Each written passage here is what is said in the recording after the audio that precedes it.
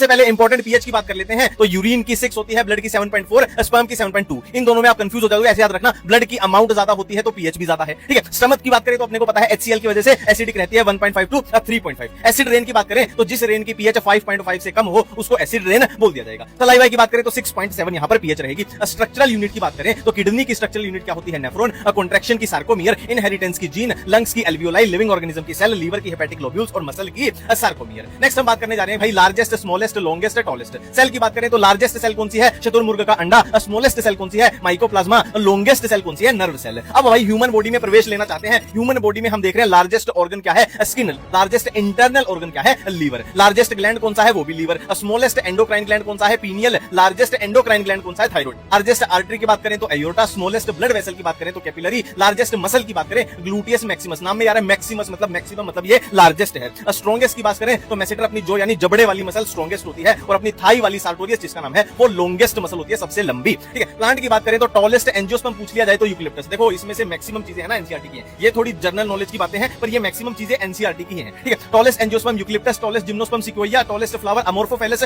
Smallest flower Wolffia.